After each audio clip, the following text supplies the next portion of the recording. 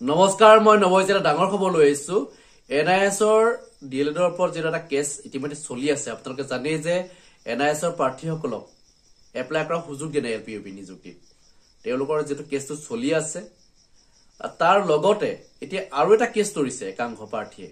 প্ৰায় 19 জন প্ৰাৰ্থীয়ে ইতিমধ্যে এটা কেছ তৰিছে হাই কোৰ্টত আৰু তেওঁলোকৰ উদ্দেশ্যটো এইটোৱে যে এসচিআৰটিত যিসকলে ওডিএল মুদত ডিএলএড কৰিছিলে তেওঁলোকক নিযুক্তিৰ বঞ্চিত কৰিব লাগে মানে তেনেকুৱা এটা উদ্দেশ্য লৈ তেওঁলোকে এসচিআৰটিৰ ওপৰত এটা কেছ তৰিলে যে এনআইএছৰ প্ৰাৰ্থীসকল 18 মহীয়া বুলি আপোনালোকে জানে যে এনআইএছৰ প্ৰাৰ্থীসকল 18 মাহত তেওঁলোকে ডিএলএডটো কমপ্লিট কৰিছিলে হেতু তেওঁলোকৰ সাৰ্টিফিকেটত দুবছৰীয়া লিখা আছে 18 মাহ বুলি ইতিমধ্যে এটা সকলোৱে জানে কিন্তু এনেকুৱা নহয় যে এটো তেওঁলোক বঞ্চিত কৰিব লাগে মই কোৱা নাই কতো যে এনআইএছৰ 18 মহীয়া কোৰ্সটো বঞ্চিত কৰিব লাগে কতো মই কোৱাও নাই এটি ইতিমধ্যে সুপ্ৰিম কোৰ্টৰহে নিৰ্দেশ আছিল এটো আৰু সেই সম্পৰ্কত মই আপোনাক জনাইছো তেওঁলোকে ইতিমধ্যে ন্যায়ৰ কাৰণে বহুত লাগি আছে কিন্তু এটা 19 জনৰ প্ৰাৰ্থী আছে তেওঁলোকে কি কৰিছে এবাৰ এসচিআৰটি ওডিএল মোডৰ খিনিও কেনসেল কৰিবৰ কাৰণে লাগি আছে মানে তেওঁলোকৰ ওপৰত ইতিমধ্যে কেছ এটা ৰৈলে এসচিআৰটি ওডিএল মোডৰ ডিএলএড কৰা সকলৰ ওপৰত যে এই সকলকো নিযুক্তিৰ পৰা বঞ্চিত কৰিব লাগে তেনেকুৱা এটা উদ্দেশ্য লৈ তেওঁলোকে এটা কেছ তৰিছে তে এই কেছটো লৈ ইতিমধ্যে বহুতে টেনচনত আছে এতিয়া মানে কি হ'ব কি নহব যে এটো কেছ তৰিলে আমি নিযুক্তিৰ পৰা আমি বঞ্চিত হ'ম নেকি যেটো এনআইএছৰ প্ৰাৰ্থীসকল নিযুক্তিৰ পৰা বঞ্চিত কৰিছে গতিকে আমাকো কৰিব নেকি এই সম্পৰ্কৰ ইতিমধ্যে এটা চৰ্চা চলি আছে আৰু মোক ইতিমধ্যে বহু প্ৰাৰ্থীয়ে এটা স্ক্ৰিনশ্বট পঠাইছে যেটো কেছ তৰা হৈছে এসচিআৰটি ওডিএল মোডৰ ওপৰত তেওঁলোকৰ যিখিনি নাম ইতিমধ্যে 19 জন প্ৰাৰ্থী আছে তেওঁলোকৰ নাম ইতিমধ্যে দিছে মানে এই সকল আসলতে তেওঁলোকৰ প্ৰাৰ্থী বুলি তেওঁলোক ক'ব নোৱাৰি তেওঁলোক হৈছে এটা জাগান্তিক মাল হয় মানে এটা মানে এইগিটাই মানুহৰ জীৱনটো ধ্বংস কৰি বুলি বিনাই ওলাইছে তেওঁলোকে যি সকল প্ৰাৰ্থী ইতিমধ্যে উত্তীৰ্ণ হৈ আছিল তেওঁলোকে চাকৰি কাৰণে এপ্লাই কৰিলে কি তেওঁলোকক এতিয়া বঞ্চিত কৰিবৰ কাৰণে লাগি আছে এটা সুপ্ৰিম কোৰ্টত যেটো কেছ চলিছে এনআইএছৰ ওপৰত এটো অসমৰ কোনো ক্যান্ডিডেটে তাত কেছ কৰা নাই যে এনআইএছৰ প্ৰাৰ্থীসকলক নিযুক্তিৰ বঞ্চিত কৰিব লাগে কোনো কেছ তৰা নাছিল অসমৰ প্ৰাৰ্থী এজনো নাম নাই এটো মানে উত্তৰ প্ৰদেশৰ এটা কেছ হৈছিল সেই কেছটো লৈ ইতিমধ্যে গোটেই অসমতে বুলি নহয় সমগ্ৰ মানে ভাৰততে যে এনআইএছৰ যিসকলে 18 মাহত ডিএলএড কৰিছে তেওঁলোক সমপৰ্যায় নহয় বুলি কৈছে মানে তেওঁলোক মানে দুবছৰীয়া কোৰ্সৰ লগত সমপৰ্যায় নহয় বুলি ইতিমধ্যে এটো নোটিছ জাৰি কৰিছে মানে নিৰ্দেশনা জাৰি কৰিছে সুপ্ৰিম কোৰ্টে কিন্তু এসচিআৰটিৰ ওডিএল মোডত ডিএলএড কৰা প্ৰাৰ্থীসকল দুবছৰীয়া তেওঁলোকে কোৰ্সটো কৰা নাই বুলি ইতিমধ্যে তেওঁলোকে কেছ তৰিছে মানে এই সকল প্ৰাৰ্থী মানে 18 জনৰ প্ৰাৰ্থী আছে তেওঁলোকে কেছ তৰিছে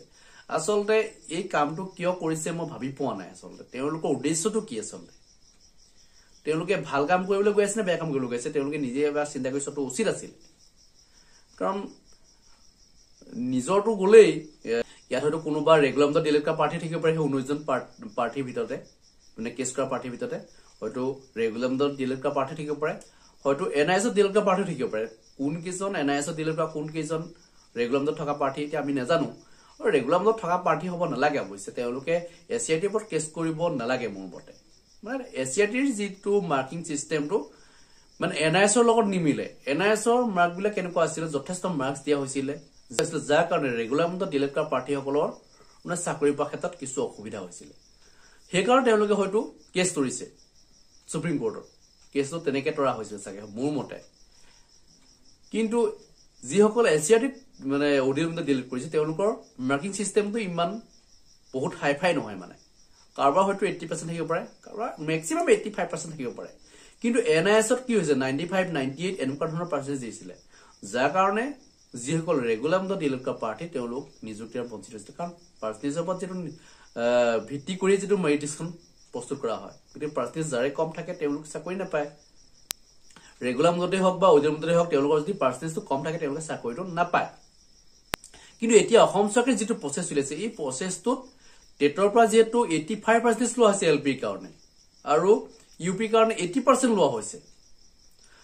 গতিকে যেটো ইয়াত ডিএলএডৰ পৰা বেছি পাৰ্চেন্টেজ নেযায় কিন্তু এই পাৰ্চেন্টেজটো লগত লাগি যে এই সকল প্ৰাৰ্থী তেওঁলোকে কি কৰিবলৈ গৈছে তেওঁলোকে নিজে নাজানে আসলতে টেটৰ মাৰ্কটোৰ ওপৰত ডিপেন্ড কৰি যেটো এটা মেৰিটখন যেটো বিশেষকৈ প্ৰস্তুত কৰা লিখা হ'ব আপোনালোকে জানেই যে টেটৰ পৰা যথেষ্ট পাৰ্চেন্টেজ লোৱা আছে ইয়াৰ পৰা একে মিনিমাম পাৰ্চেন্টেজ যায় গতিকে এতিয়া সমস্যাটো নাছিলে গতিকে এইটো কেছ কৰা কোনো অৰ্থই থাকিব নালাগে মানে এইটো কেছ কৰা আচলতে তেওঁলোকৰ কোনো ভেলুৱে নাই মানে এইটো কেছ কৰি কোনো তেওঁলোকৰ লাভ নহয় কাৰণ ইতিমধ্যে জানে যে মেৰিট লিষ্টত যেনে প্ৰস্তুত কৰিব এইটো কিমান যাবনো পাৰ্চেন্টেজটো ক'বা বা হয়তো 2% 1% এনেকে যায় মানে কেণ্ডিডেট বিলাকৰ বেছি পাৰ্চেন্টেজ যেটো লৈ উত্তীৰ্ণ হোৱা নাই ওডিএল মুদতে হওক বা ৰেগুলাৰ মুদতে হওক গতিকে বেছি পাৰ্চেন্টেজ নেযায় তেওঁলোকে কি উদ্দেশ্য লৈ কৰিলে আচলতে এই সকল পাৰ্টিক বঞ্চিত কৰিবৰ কাৰণে তেওঁলোকে এইটো উদ্দেশ্য লৈ কৈছে নেকি নাজানো আচলতে সেইটো উদ্দেশ্য লৈ কৰিব লাগিব বেলেগ কাৰণ নাথাকে মানে তেওঁলোকৰ ওপৰত হয়তো খং আছে মানে যিসকলে এসচিআৰটিৰ ওডিএল মুদত ডিলিট কৰা পাৰ্টি তেওঁলোকৰ ওপৰত হয়তো তেওঁলোক খং খিব পাৰে এনেকুৱা গ্ৰুপত কিছুমান হয়তো কাজিয়া অৱস্থাল হয় জানো আমি এইবিলাক ক্ষেত্ৰত যে মানুহবিলাক কি হৈছে আজিকালি মানে যদিও শিক্ষা তেওঁলোকৰ যথেষ্ট আছে তেওঁলোকে কিন্তু মানুহক কেনে ধৰণে ব্যৱহাৰ কৰিব লাগে কেনে ধৰণে কথা পাতিব লাগে এইখিনি নাজানে নজনাৰ ফলত এনেকুৱা নহয় কিছুমান কেনেকৈ কি কৰে মানে গ্ৰুপ এটাত সোমাই লৈ কাজিয়া কৰে মানে কোনোবা ৰেগুলাৰ মুদত থকা পাৰ্টি আছে কোনোবা ওডিএল মুদত থকা পাৰ্টি আছে তেওঁলোকৰ মাজত কি হয় কাজিয়া হয় মানে এই কাজিয়াৰ ফলত হয়তো তেওঁলোকে হয়তো কেছ কৰিবলৈ হয়তো গৈছে তেনেকুৱা এটা হৈছে আচলতে এই যিসকল কেছ কৰা প্ৰাৰ্থী তেওঁলোকে কিন্তু এটা ভাল কাম কৰা নাই আৰু অসম চৰকাৰে এনেকুৱা এটা ব্যৱস্থা কৰিব লাগে যে যিসকলে ধৰক কেছ কৰে মানে চাব লাগে যে কেছটো আচলতে কেনেকুৱা উদ্দেশ্য লৈ কৰিছে যদি তেওঁলোকৰ ব্যক্তিগত লাভৰ কাৰণে যদি কোনোবাই যদি কাম কৰিছে কেছ কৰিছে তেতিয়াহ'লে তেওঁলোকৰ ওপৰতো এটা মানে ব্যৱস্থা ল'ব লাগে মোৰ মতে মানে তেওঁলোকক নিযুক্তিৰ পৰা বঞ্চিত কৰিব লাগে মানে তেওঁলোকে এটা ৰিক্ৰুটমেন্ট ষ্টে কৰিবলৈ গৈ থাকে মানে তেওঁলোকে ৰিক্ৰুটমেন্টত গণ্ডগোল লগাবৰ কাৰণে গৈ থাকে গতিকে সেইসকল প্ৰাৰ্থীৰ পৰা এটা ষ্টেপ ল'ব লাগে যাতে তেওঁলোকে যাতে ভৱিষ্যতলৈ যাতে তেওঁলোকে যাতে এপ্লাই কৰিব নোৱাৰে অসম চৰকাৰৰ চাকৰিত তেওঁলোকে যাতে এপ্লাই কৰিব নোৱাৰে তেনেকুৱা ব্যৱস্থা কৰি দিব লাগে কাৰণ তেওঁলোকে বাৰে বাৰে এইবিলাক কাম কৰি থকাৰ কাৰবাৰটো ভাল নহয় যেটো কাৰণ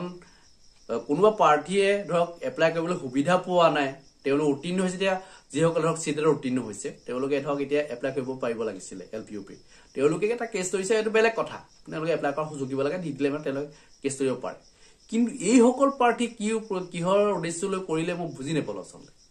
তেওঁলোকৰ মতলবটো কি আচলতে এইটো আমি বুজি পোৱা নাই